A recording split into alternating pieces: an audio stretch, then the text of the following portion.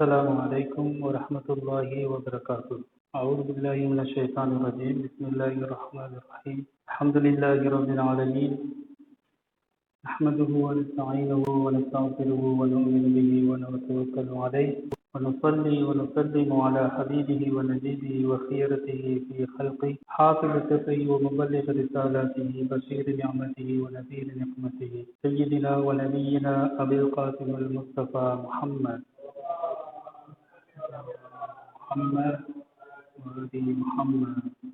وعلى آله الأطيبين الأطهرين المنتجبين الهداة المهديين سيما بقية الله في العربين.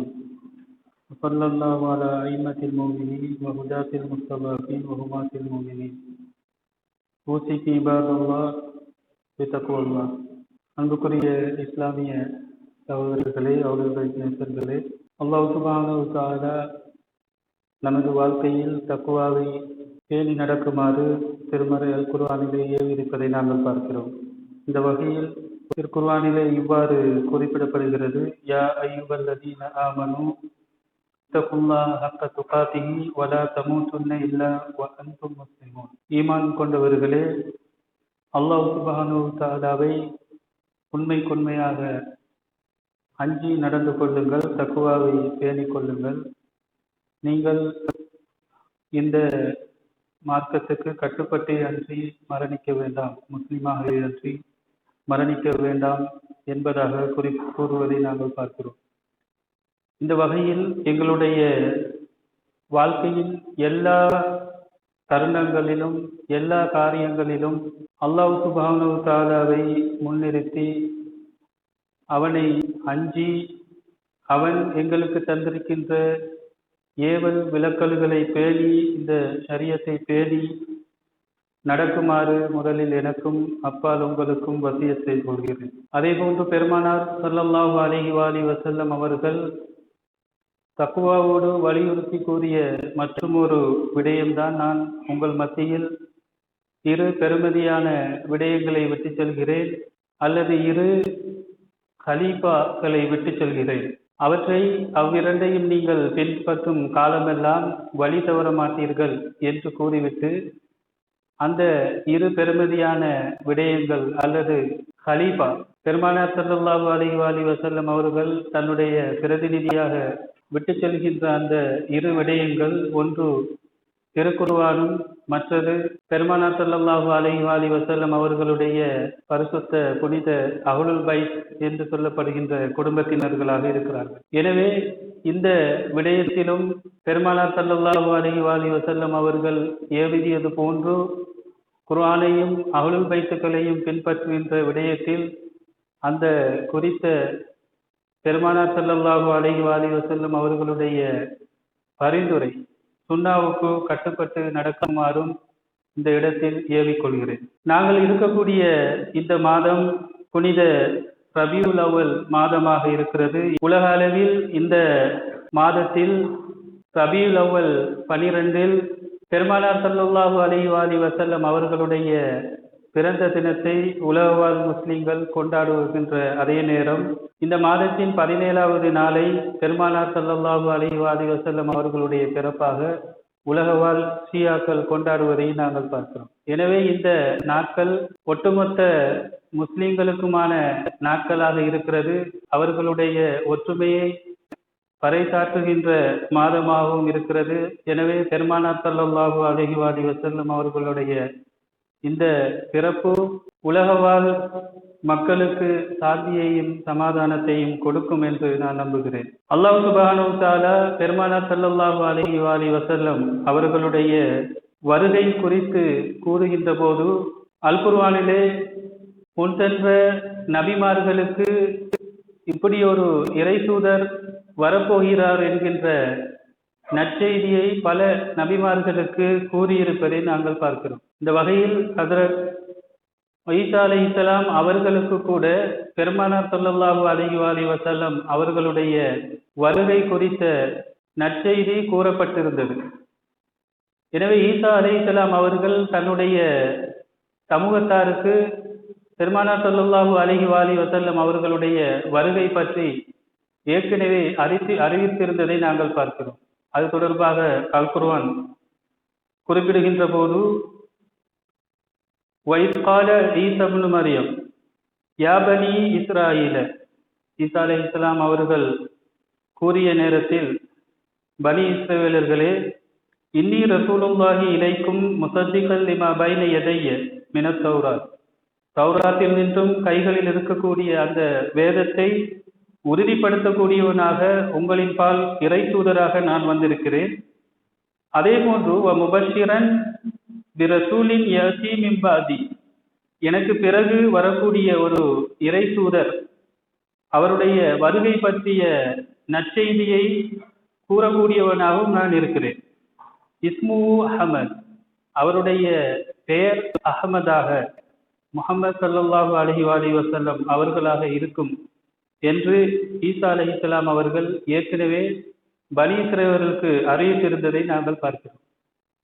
எனவே பெருமானார் ஸல்லல்லாஹு அலைஹி வஸல்லம் அவர்களுடைய வருகை என்பது முந்திய வேதங்களில் கூறப்பட்ட ஒன்றாக இருக்கிறது. அது தௌராத்தில் கூறப்பட்டிருக்கிறது, அதே போன்று இன்ஜில் வேதத்தில் கூறப்பட்டிருக்கிறது. இவ்வாறு நபிகளாருடைய அந்த வருகை குறித்த செய்தி பனி இஸ்ரவேலர்களுக்கு, அவர்கள் யூதர்களாகவும் இருக்கலாம் அல்லது கிறிஸ்தவர்களாகவும் இருக்கலாம், அவர்களுக்கு அந்த செய்தி பெருமானார் ஸல்லல்லாஹு அலைஹி வஸல்லம் அவர்களுடைய அந்த பிறப்புக்கு முன்னரே அறிவிக்கப்பட்ட ஒரு செய்தியாக இருக்கிறது. இது சாதாரணமாக ஒரு மனிதர் வருவார் என்பது போன்ற ஒரு விடயம் அல்ல. இந்த செய்தி அந்த வரக்கூடிய நபரின் பணி குறித்த ஒரு முன்னறிவிப்பாக இருப்பதை நாங்கள் பார்க்கிறோம். எவ்வாறு இமாம் மஹ்தி அலைஹிஸ்ஸலாம் அவர்களுடைய வருகை தொடர்பில் அவர் குறித்து சொல்லப்படுகின்ற நேரத்தில் அவருடைய பெயர்கள் சில இடங்களில் சொல்லப்படுகிறது.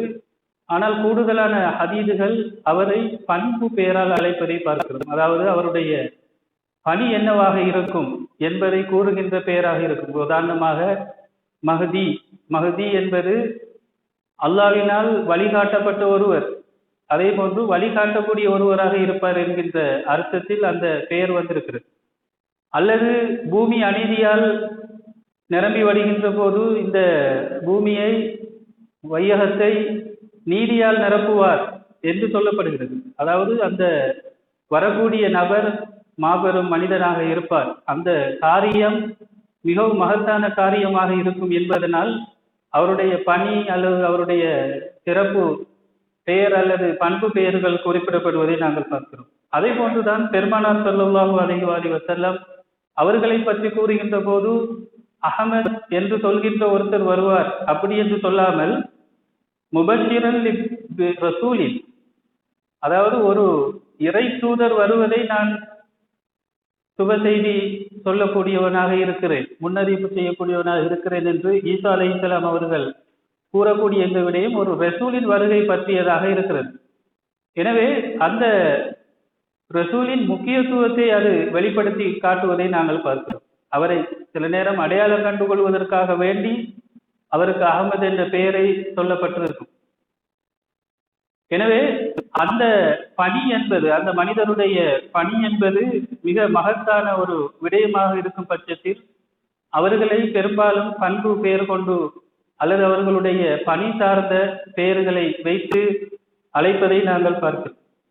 எனவே இந்த செய்தி மிகவும் தெளிவாக இருந்தும் கூட பெருமானார் ஸல்லல்லாஹு அலைஹி வஸல்லம் அவர்கள் அந்த முன்னறிவிப்பின் பிரகாரம் அவர்கள் வந்த நேரத்தில் ஃபலம்மா ஜாஅஹும், அந்த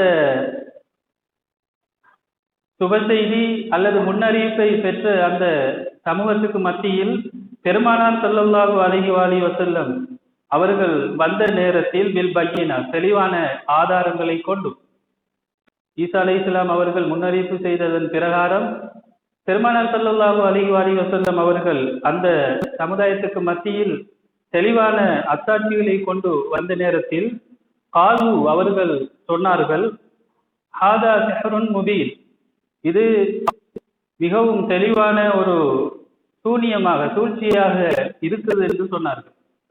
பெருமானார் ஸல்லல்லாஹு அலைஹி வஸல்லம் அவர்கள் அந்த சமுதாயத்துக்கு மத்தியில் வந்து தான் ஒரு ரசூல் என்று கூறி தன்னுடைய பணியை தொடங்குகின்ற நேரத்தில் அந்த சமுதாயம் சொன்ன ஒரு வார்த்தை, இது ஒரு சூழ்ச்சி, இது ஒரு சூனிய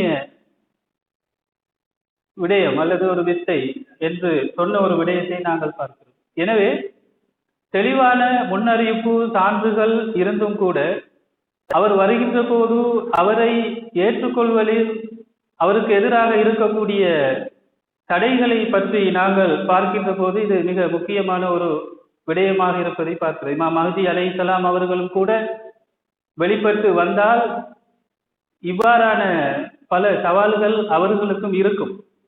அந்த அவர் எப்படியான ஒரு தெளிவான சாட்சியத்தை ஆதாரத்தை கொண்டு அவர் வந்தாலும் கூட இந்த சமுதாயம் அவரை இமாம் மஹ்தியாக ஏற்றுக்கொள்வதில் மிகப்பெரிய தடைகள் இருக்கும். அவர்கள் சொல்வார்கள் இது சூழ்ச்சி என்று சொல்வார்கள், அல்லது ஒரு வித்தை என்று சொல்வார்கள், அல்லது இது ஒரு சூனியம் என்று சொல்வார்கள்.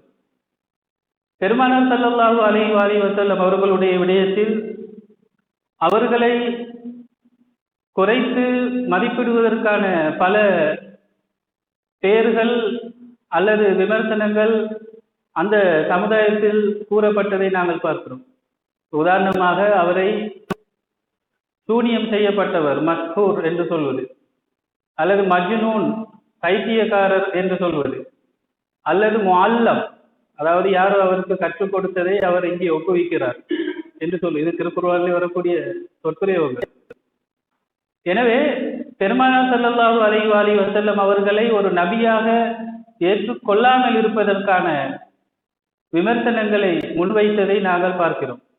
அந்த விமர்சனங்கள் எல்லாம் அவருடைய அந்த ரிசாலத்தை நுபுவத்தை ஏற்றுக்கொள்ளாமல் மறுத்து விடுவதற்கான ஒரு விடயம். எனவே பெருமானார் ஸல்லல்லாஹு அலைஹி வஸல்லம் அவர்களுக்கு எதிரான இந்த சதி பெருமானார் அவர்கள் உயிரோடு இருந்த காலத்தில் மாத்திரம் அன்றி அதை செய்தவர்கள் இஸ்ரவேலர்கள் தான் அந்த இவ்வாறான விடயங்களை சொன்னார்கள். குறைஷி காபிர்களும் அந்த விடயங்களை சொன்னார்கள்.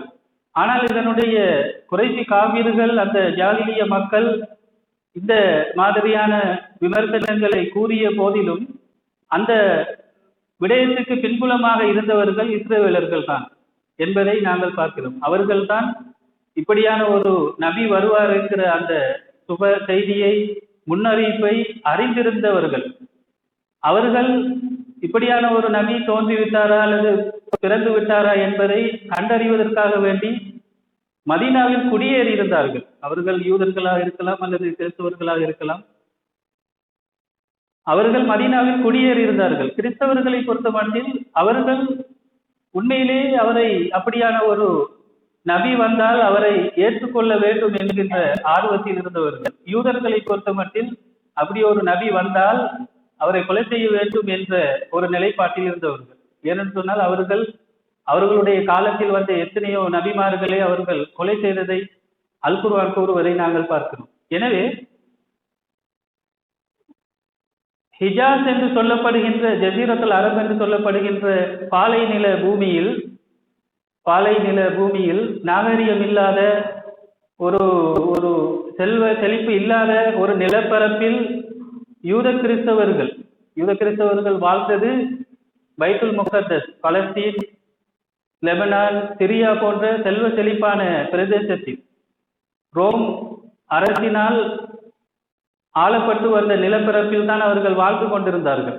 அதுதான் நுபுவத்துடைய பூமியாகவும் இருந்து வந்தது. அப்படியான செல்வ செழிப்பான நிலப்பரப்பை விட்டு அவர்கள் மதீனா, மக்கா போன்ற இடத்துக்கு வந்து குடியேறியதன் காரணமும் இந்த பெருமானார் ஸல்லல்லாஹு அலைஹி வஸல்லம் அவர்களை எதிர்பார்த்து தான் அவர்கள் வந்திருந்தார்கள். எனவே இப்படியான ஒரு பின்புலத்தில் சூழலில் தான் பெருமானார் ஸல்லல்லாஹு அலைஹி வஸல்லம் அவர்கள் அந்த மக்கமா நகரில் பிறந்து அந்த சமுதாயத்துக்கிடையிலே ஒரு இறை தூதராக அவர் வந்ததை நாங்கள் பார்க்கிறோம். அவருடைய தூதுத்துவத்தை நிலைநாட்டுவதில் அவர் எதிர்கொண்ட பல்வேறு சவால்கள், அதன் பிறகு மதீனாவுக்கு ஹிஜ்ரத் என்ற விடயம், அதே போன்று மதீனாவில் அவர் எதிர்கொண்ட நூற்றுக்கணக்கான யுத்தங்கள் அல்லது பிரச்சனைகள் இவைகளை நாங்கள் என்ன செய்யலாம், வரலாற்றில் பார்க்க முடியும். எனவே பெருமானார் ஸல்லல்லாஹு அலைஹி வஸல்லம் அவர்களுடைய அந்த ஒட்டுமொத்த வாழ்க்கையில் அவர்களுடைய தியாகத்தை நினைவுகூர்வதை நாங்கள் பார்க்கிறோம்.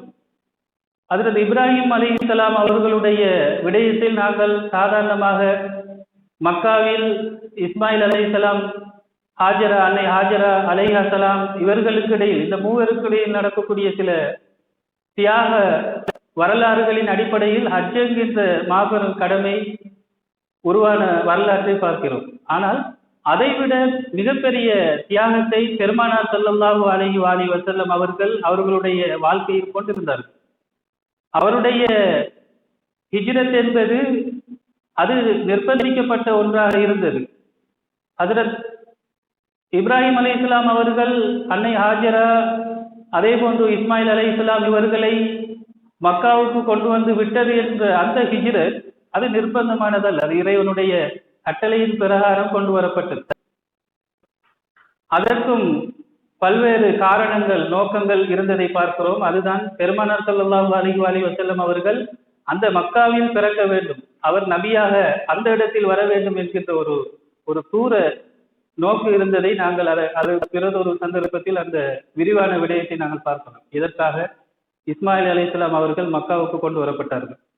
எனவே பெருமானார் ஸல்லல்லாஹு அலைஹி வஸல்லம் அவர்களுடைய அந்த ஒட்டுமொத்த வாழ்க்கையும் மிகவும் துயரம் நிறைந்த ஒரு வாழ்க்கையாக இருந்தது. அவர்களோடு இணைந்து அஹ்லுல் பைத், புனித அஹ்லுல் பைத் அவருடைய குடும்பத்தாரும் இந்த தியாகங்களை அவர்கள் அனுபவித்து இருந்ததை நாங்கள் பார்க்கிறோம்.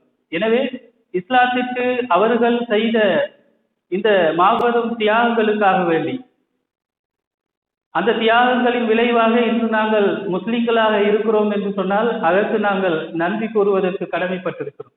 எனவே அந்த தியாகத்துக்கான கூலியாக, பிறவி உபகாரமாக நாங்கள் பெருமானார் ஸல்லல்லாஹு அலைஹி வஸல்லம் அவர்களுக்கு ஏதாவது செய்வதாக இருந்தால், அல் குர்ஆன் குறிப்பிடுவது போன்று நாங்கள் அஹ்லுல் பைத்தை நேசிப்பது மாத்திரம்தான் அதற்கு ஒரே வழியாக இருக்கிறது. இதுதான் அல்லாஹ் சுப்ஹானஹு வ தஆலா வேண்டக்கூடிய ஒரு விடயமாக இருப்பதை நாங்கள் பார்க்கிறோம். எனவே அஹ்லுல் பைத்துக்களை பின்பற்றுகின்ற இந்த சத்திய மார்க்கத்தில் எங்களை நிலைத்திருக்க செய்ய வேண்டும் என்று அல்லாஹ்வை பிரார்த்தித்துக் கொள்கிறேன். அஊது பில்லாஹி மினஷ் ஷைத்தானிர் ரஜீம். பிஸ்மில்லாஹிர் ரஹ்மானிர் ரஹீம். வல் அஸ்ர் இன்னல் இன்சான லஃபீ குஸ்ர் இல்லல்லதீன ஆமனு வ அமிலுஸ் ஸாலிஹாத் வ தவாஸவ் பில் ஹக் வ தவாஸவ் பிஸ் ஸப்ர். ஸதகல்லாஹுல் அலிய்யுல் அஸீம்.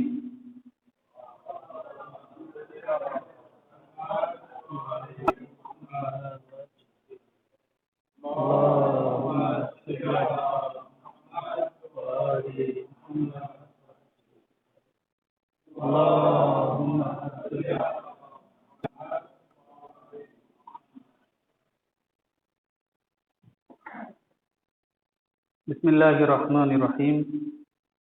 அல்ஹம்துலில்லாஹி ரப்பில் ஆலமீன் வஸ்ஸலாத்து வஸ்ஸலாமு அலா சய்யிதினா வ நபியினா அபில் காசிமில் முஸ்தபா முஹம்மத்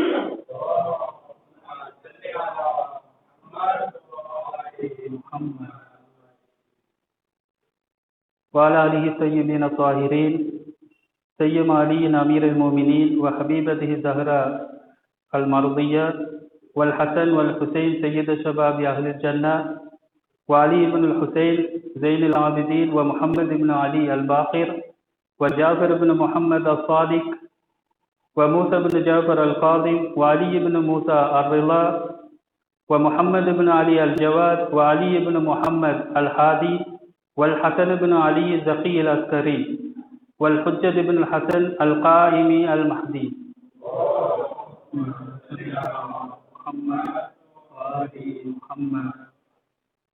ஸலவாத்துல்லாஹி அலைஹிம் அஜ்மாயின். ஊசிக்கும் இபாதல்லாஹ் பித்தக்வல்லாஹ்.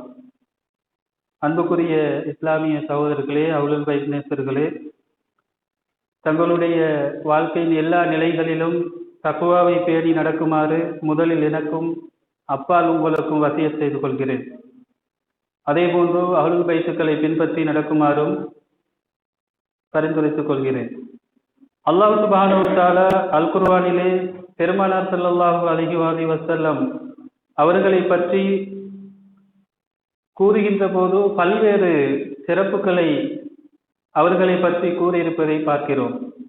அந்த சிறப்புகளுக்கு இடையில் மிகவும் மகத்தான ஒரு சிறப்பாக இருப்பதுதான் பெருமானார் ஸல்லல்லாஹு அலைஹி வஸல்லம் அவர்களை ஒட்டுமொத்த உலகத்தாருக்கும் அகிலத்தாருக்கும் அவரை ரஹ்மத்தாக அறிவித்திருக்கக்கூடிய செய்தியாக இருக்கிறது. சூரா அல் அன்பியாவில் 107வது வசனத்தில் வமா அர்சல்நாக இல்லா ரஹ்மத்தல் லில் ஆலமீன், நபியே உங்களை உலகத்தாருக்கு அருள்கொடையாக அன்றியே அனுப்பவில்லை, உங்களை அருள்கொடையாகத்தான் அனுப்பியிருக்கிறோம் என்று சொல்லக்கூடிய இந்த விடயம் மிக பெரும் விடயமாக இருக்கிறது. இதை நாங்கள் மிகவும் ஆழமாக புரிந்து கொள்ள வேண்டிய கடமைப்பாடும் எங்களுக்கு இருக்கிறது.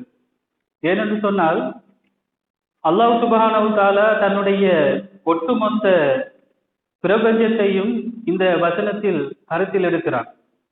அதாவது ஆலமீன் என்று சொல்லக்கூடிய இந்த விடயம் எதுவெல்லாம் படைப்புகளாக அல்லாஹ்வுடைய இந்த பிரபஞ்சத்தில் இருக்கிறதோ அனைத்தையும் கருத்தில் எடுத்து இந்த பிரபஞ்சத்தை ஒரு புறமும் பெருமானார் ஸல்லல்லாஹு அலைஹி வஸல்லம் அவர்களை ஒரு புறமும் ரஹ்மத் என்று கூறி ஏனைய ஒட்டுமொத்த படைப்புகளையும் ஆலமீன் என்று பிரித்து இரண்டாக பங்கிடுவது, வகைப்படுத்தி காட்டுவது என்பது பெருமானார் ஸல்லல்லாஹு அலைஹி வஸல்லம் ஒரு பக்கமும் ஒட்டுமொத்த ஆலமீன் என்பது மறுபக்கமும் இருக்கின்ற அந்த விடயம் என்பது மிகவும் பிரமாண்ட ஒரு தன்மையை நமக்கு தருகிறது. பிரபஞ்சம் என்பது நாங்கள் கற்பனை பண்ண முடியாத அளவுக்கு, அறியப்படாத அளவுக்கு அது மிக பிரமாண்ட தன்மையில் அது இருப்பதை நாங்கள் பார்க்கிறோம். நாங்கள் பூமியில் இருக்கிறோம். பிறகு இன்னும் ஆழமாக நாங்கள் பார்க்கின்ற போது சூரிய குடும்பத்தில் இருக்கிறோம். சூரிய குடும்பத்திலிருந்து இன்னும் ஆழமாக நாங்கள் பார்க்கின்ற போது பால்வெளியில் இருக்கிறோம். பல பால்வெளிகள் இணைந்து நட்சத்திர குடும்பம், கேலக்சி என்று சொல்லக்கூடிய ஒரு நிலை, பல கேலக்சிகள் சேர்ந்து யூனிவர்ஸாக இருக்கிறது. பல யூனிவர்ஸ் சேர்ந்து மல்டிவர்ஸ் என்று சொல்லக்கூடிய இன்று அறிவியலில் கூறப்படுகின்ற மிக பிரம்மாண்ட தன்மைதான் ஆலமீன் என்று சொல்வது. இந்த ஒட்டுமொத்த ஆலமீன் ஒரு புறமும் ரஹமத்தாக பெருமானார் ஸல்லல்லாஹு அலைஹி வஸல்லம் அவர்கள் ஒரு புறமும் இருப்பதாக அல்லாஹ் சுப்ஹானஹு தஆலா கூறுவது இந்த ரஹமத் எப்படியானது என்பதை நமக்கு காண்பிக்கக்கூடிய ஒரு விடயமாக இருக்கிறது. ஒட்டுமொத்த பிரபஞ்சத்துக்குமான ரஹமத்தாக இருக்கக்கூடிய பெருமானார் ஸல்லல்லாஹு அலைஹி வஸல்லம் அவர்களை எந்த அளவுக்கு நாங்கள் அறிந்து வைத்திருக்கிறோம் என்பது மிகவும் கேள்விக்குறியான ஒரு விடயமாக இருக்கிறது. இன்று பெருமானார் ஸல்லல்லாஹு அலைஹி வஸல்லம் அவர்களுடைய மகத்துவத்தை குறைத்து மதிப்பிட்டு கூறக்கூடிய பல்வேறு கருத்துக்களை நாங்கள் பார்க்கிறோம். இது பெருமானார் ஸல்லல்லாஹு அலைஹி வஸல்லம் அவர்களுடைய காலத்தில் குறைசி காவிர்களும் யூதர்களும் வைத்த ஒரு குற்றச்சாட்டான விமர்சனமான விடயங்களோடு அது ஒத்துப்போவதை நாங்கள் பார்க்கிறோம். உதாரணமாக பெருமானார் ஸல்லல்லாஹு அலைஹி வஸல்லம் அவர்களுக்கு உலக அறிவு கிடையாது, அவர் மார்க்க அறிவில் தான் சிறந்தவர் என்று வெளிப்படையாக கூறக்கூடிய கருத்துக்களை நாங்கள் பார்க்கிறோம்.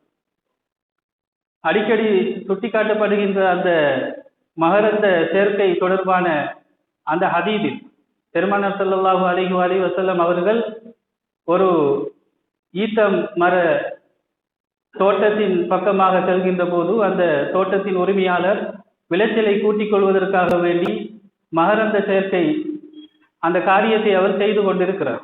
அதனை பார்த்த பெருமானார் ஸல்லல்லாஹு அலைஹி வஸல்லம் அவர்கள் சொல்கிறார்கள், இதனை நீங்கள் செய்யாதீர்கள், அதனை அப்படியே விட்டு விடுங்கள் என்று கூறிவிடுகிறார். அந்த உரிமையாளரும் பெருமானார் ஸல்லல்லாஹு அலைஹி வஸல்லம் அவர்கள் கூறியதற்காக அப்படியே விட்டு விடுகிறார்.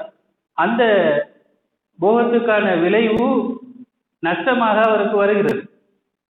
எனவே அவர் பெருமானார் ஸல்லல்லாஹு அலைஹி வஸல்லம் அவர்களிடத்தில் வந்து முறையிடுகிறார், நீங்கள் கூறியதால் தான் நான் அவ்வாறு செய்யவில்லை, அப்படி செய்திருந்தால் எனக்கு விளைச்சல் வந்திருக்கும், நீங்கள் சொன்னதன் காரணத்தால் விளைச்சல் இல்லாமல் நான் நஷ்டப்பட்டு விட்டேன் என்று முறையிட்ட போது பெருமானார் ஸல்லல்லாஹு அலைஹி வஸல்லம் அவர்கள் சொல்கிறார்கள், எனக்கு மார்க்கத்தில் தான் உங்களை விட நல்ல அறிவு இருக்கிறது, உங்களுக்கு என்னை விட உலக விடயத்தில் நல்ல அறிவு மிக்கவர்களாக நீங்கள் இருக்கிறீர்கள் என்று பெருமானார் ஸல்லல்லாஹு அலைஹி வஸல்லம் அவர்கள் கூறியதாக இட்டுக்கட்டப்பட்ட இப்படியான பல செய்திகள் இருப்பதை நாங்கள் பார்க்கிறோம். இந்த இட்டுக்கட்டப்பட்ட பலவீனமான இந்த செய்திகளை வைத்து பெருமானார் ஸல்லல்லாஹு அலைஹி வஸல்லம் அவர்களுக்கு உலக அறிவு கிடையாது என்று கூறுவதை நாங்கள் பார்க்கிறோம். இது ஒரு ஆச்சரியமான ஒரு விடயமாக இருக்கிறது. ஏனென்று சொன்னால், எந்த ஒரு நபியை, எந்த ஒரு ரசூலையும் பெருமானார் ஸல்லல்லாஹு அலைஹி வஸல்லம் அவர்களை போன்று உலகத்தாருக்கு அருள்கொடை என்று கூறவில்லை. உலகத்தாருக்கு அருள்கொடை என்று கூறப்பட்ட இந்த நபி ஒருவருக்கு நஷ்டத்தை ஏற்படுத்தினார் என்று கூறுவது இது ஒரு கேளிக்கையான ஒரு விடயமாக இருக்கிறது. ஒரு ரஹ்மத்தான இருப்பவர் எப்படி நஷ்டத்துக்கு காரணமானார்? இது ஒரு கேலி கூத்தான ஒரு விடயமாக இருப்பதை நாங்கள் பார்க்கிறோம். அதே நேரம் மற்றும் ஒரு விடயம் இருக்கிறது. அது இன்னும் இந்த கருத்தை மிகவும் கேளிக்கையான ஒரு விடயமாக மாற்றுவதை நாங்கள் பார்க்கிறோம். அது என்னவென்று சொன்னால், பெருமானார் ஸல்லல்லாஹு அலைஹி வஸல்லம் அவர்களுக்கு ஒரு போகத்துக்கான விவசாயத்தை கூட ஒழுங்காக செய்ய முடியாது. ஆனால் நபி யூசுப் அலைஹிஸ்ஸலாம் அவர்கள் 14 வருடத்துக்கான விவசாயத்தை வெற்றிகரமாக செய்து காட்டினார்கள். அந்த 14 வருடத்துக்கான விவசாயத்தையும் செமித்திய நாகரீகம் செல்வாக்கு செலுத்தி இருந்த நிலப்பரப்பில் வாழக்கூடிய அனைத்து மனிதர்களும் அந்த 14 வருடங்கள் உண்பதற்கான விவசாயத்தை செய்து காட்டினார்கள். இது அல் குர்ஆனிலே சொல்லப்பட்ட ஒரு விடயம். எகிப்திய மன்னன் ஒரு கனவை காணுகிறான். அதிலே 7 மெலிந்த மாடுகள் 7 தெளிந்த மாடுகளை, கொழுத்த மாடுகளை சாப்பிடுவது போன்று. அதற்கான விடயத்தை ஹஜ்ரத் யூசுப் அலைஹிஸ்ஸலாம் அவர்கள் சொல்கிறார்கள், 7 வருஷம் மாத்திரம் செல்வ செழிப்பாக இந்த பிரதேசம் இருக்கும். அதனை அடுத்து வரக்கூடிய 7 வருடங்கள் வறட்சியாக இருக்கும், விவசாயம் செய்ய முடியாது. அப்ப அதற்காக தீர்வு கேட்கப்படுகிறது. பலரும் பல மாதிரி சொல்றாங்க, ஆனா தீர்வு எட்டப்படவில்லை. ஹஜ்ரத் யூசுப் அலைஹிஸ்ஸலாம் அவர்கள் சொல்கிறார்கள், முந்திய 7 வருட விவசாயத்தில் பிந்திய 7 வருடத்துக்கான விவசாயத்தை நாங்கள் செய்வோம். அப்படி 14 வருடத்துக்கான விவசாயத்தை 7 வருடத்தில் செய்து காட்டினார்கள். ஆனால் பெருமானார் ஸல்லல்லாஹு அலைஹி வஸல்லம் அவர்கள் ஒரு போகத்தை செய்ய முடியாத ஒருவராக இருக்கிறார் என்பது இது ஒரு கேள்வியான ஒரு விடயமாக இருக்கு. எந்த அளவுக்கு பெருமானார் ஸல்லல்லாஹு அலைஹி வஸல்லம் அவர்களை குறைத்து மதிப்பிடுவதற்கு இட்டக்கட்டப்பட்ட இஸ்ராயலியத்தான செய்திகள், சதிகள் இந்த ஹதீஸ் நூட்களில் அல்லது வரலாற்று நூட்களில் பதியப்பட்டிருப்பதை நாங்கள் பார்க்கின்ற போது, இவைகள் பெருமானார் ஸல்லல்லாஹு அலைஹி வஸல்லம் அவர்களை குறைத்து மதிப்பிடுவதற்கு அந்த யூதர்கள் உருவாக்கி வைத்த செய்திகளாக இருக்கிறது. அதனுடைய நட்பாக இருக்கக்கூடிய வஹாபிசம் இன்று அதனை சான்றுகளாக கொண்டு தன்னுடைய பணியை அல்லது தன்னுடைய சேவகத்தை செய்து வருவதை நாங்கள் பார்க்கிறோம். எனவே இந்த விடயம் வமா அர்சல்நாக இல்லா ரஹ்மத்துல் லில் ஆலமீன், உலகத்தாருக்கு அருள்கொடையாகத்தான் நீங்கள் அனுப்பப்பட்டிருக்கிறீர்கள். அருள்கொடை என்பதற்கு அப்பால் ஒன்றும் இல்லை. அருள்கொடையாக மாத்திரம்தான் அவர் இருப்பாரு. அப்ப அவரால் ஒரு நஷ்டம் வரும் என்பது அது ரஹ்மத்துக்கு எதிர்முறையான ஒரு விடயம். அவரிடமிருந்து ஒருவர் நஷ்டத்தை அடைந்தார் என்பது, அல்லது அவரிடமிருந்து ஒருவர் அநீதிழைக்கப்பட்டார் என்று சொல்வது, அது ஏதோ ஒரு வடிவத்தில் அவர் ரஹ்மத்தாக அன்றி வேறொரு வடிவத்தில் அவர் இருக்க முடியாது என்பதைத்தான் இந்த திருக்குர்ஆன் வசனம் சொல்வதை நாங்கள் பார்க்கிறோம். அதே நேரம் இந்த அகிலத்தாருக்கு அவர் அருள்கொடை என்று சொல்கின்ற விடயத்தில் பெருமானார் ஸல்லல்லாஹு அலைஹி வஸல்லம் என்கின்ற அந்த ஆளுமை மிக்க மனிதரை கருத்தில் எடுக்காது. அது அவர் ரசூலாக அவருக்கு வஹி கொடுக்கப்பட்டதனால் தான் அவர் அப்படியாக ஒரு நிலைக்கு வந்தார் என்று சொல்வார்கள். அப்படியாக இருந்தால் ரஹ்மத் என்பது வஹி திருக்குர்ஆனாக இருந்திருக்க வேண்டும். திருக்குர்ஆனை உலகத்தாருக்கு ரஹ்மத் என்று சொல்லியிருக்கலாம், ரசூல்லாவை சொல்லியிருக்க வேண்டிய அவசியம் கிடையாது. அது வஹியோடு சம்பந்தப்பட்ட ஒரு விடயமும் இல்லை. ஒட்டுமொத்த பிரபஞ்சத்தில் இந்த வஹிக்குரிய சமுதாயம் பெருமானார் ஸல்லல்லாஹு அலைஹி வஸல்லம் அவர்களுடைய அந்த ரிசாலத்துக்கு பிந்திய சமுதாயம் தான். ஆனால் பெருமானார் ஸல்லல்லாஹு அலைஹி வஸல்லம் அவர்களுக்கு முந்தைய சமுதாயத்துக்கு வஹி கொடுக்கப்பட்டிருந்தது. ஆனா இந்த வஹிக்குரியவர்கள் அவர்கள் அல்ல. எனவே பின்வந்த சமுதாயம், முன்வந்த சமுதாயம், மனிதர்கள் அல்லாத ஏனைய படைப்புகள், இந்த பிரபஞ்சத்தில் இருக்கக்கூடிய ஒட்டுமொத்த படைப்புகளுக்கும் அவர் ரஹ்மத்தாக இருக்கிறார் என்பது அது வகையோட ஒரு சம்பந்தப்பட்ட ஒரு விடயம் கிடையாது. அது அவர்களுடைய இருப்போடு, உஜூதோடு, அவருடைய தாத்தோடு, சுயத்தோடு, அவருடைய ஆளுமையோடு சம்பந்தப்பட்ட ஒரு விடயமாக இருக்கிறது. எனவேதான் அல்லாஹ் சுப்ஹானஹு வ தஆலா அல் குர்ஆனிலே பெருமானார் ஸல்லல்லாஹு அலைஹி வஸல்லம் அவர்களுடைய புகழை பற்றி குறிப்பிடுகின்ற போது வரஃபானா லக்க திக்ரக, உங்களை நினைவுகூர்வதை உங்களுடைய தாத்துக்காக வேண்டி, உங்களுக்காக வேண்டி, உங்களுடைய உஜூதுக்காக வேண்டி, உங்களுடைய அந்த ஆளுமைக்காக வேண்டி, உங்களுடைய இருப்புக்காக வேண்டி நாங்கள் உயர்வுபடுத்தி வைத்திருக்கிறோம் என்று கூறுவதை நாங்கள் லக்க காரணம் சொல்லுகின்ற ஒரு விடயம். அது என்ன காரணம்? ரஃபஅனா நாங்கள் உயர்த்தி வைத்திருக்கிறோம், திக்ரக உங்களை நினைவுகூறுவதை இடையில் சொல்லப்படுகிறது. காரணம் அது லக்க என்று சொல்லப்படுகிறது. காரணம் நீங்கள் தான் காரணம், உங்களுக்காக, வேறு எந்த விடயத்தையும் சொல்லல. இந்த கே என்பது ரசூல்லாவை சுட்டி நிற்கிறது. ரசூல்லா என்கிற அந்த தாத்தை, உஜூதை, சுயத்தை, இருப்பை அது சுட்டி நிற்பதை நாங்கள் பார்க்கிறோம். எனவே பெருமானார் ஸல்லல்லாஹு அலைஹி வஸல்லம் அவர்களுடைய மகத்துவம் என்பது நாங்கள் இதுவரை ஆழமாக அறியாத ஒரு மகத்துவத்தில் அவர் இருக்கிறார். அவரை நாங்கள் அல்லாஹ் என்று, இறைவன் என்று சொல்லாத வரைக்கும் அவர் அந்த உயர்ந்த மகத்துவத்தில் இருக்கிறார். எது இறைவனுக்கும் அல்லது அல்லாஹ்வுக்கும் ரசூலுக்கும் இடையில ஒரு அந்த மகத்துவத்துக்கு இடையில ஒரு கோடு இருக்குன்னு வைத்துக் கொள்ளும், எல்லை கோடு. அந்த எல்லை கோடு வரைக்கும் நாங்கள் பெருமானார் ஸல்லல்லாஹு அலைஹி வஸல்லம் அவர்களை புகழ்வதற்கு கடமைப்பட்டிருக்கிறோம். அந்த அளவுக்கு அல்லாஹ் சுப்ஹானஹு வ தஆலா அவரை உயர்த்தி வைத்திருப்பதை நாங்கள் பார்க்கிறோம். எனவே அல்லாஹ் சுப்ஹானஹு வ தஆலா இந்த நல்ல நாட்களில் எங்களுடைய பாவங்களை மன்னித்து நாளை மறுமையில் பெருமானார் ஸல்லல்லாஹு அலைஹி வஸல்லம் அவர்களுடைய ஷஃபாத்தையும் அஹ்லுல் பைத்தினுடைய ஷஃபாத்தையும் பெற்று தருவானாக. அஊது பில்லாஹி மினஷ் ஷைத்தானிர் ரஜீம். பிஸ்மில்லாஹிர் ரஹ்மானிர் ரஹீம். இன்னா அஸைனாகல் கௌஸர் ஃபஸல்லி லிரப்பிக வன்ஹர் இன்ன ஷானியக ஹுவல் அப்தர். ஸதகல்லாஹுல் அலிய்யுல் அஸீம். வஸ்ஸலாமு அலைக்கும் வரஹ்மத்துல்லாஹி வபரகாத்துஹு.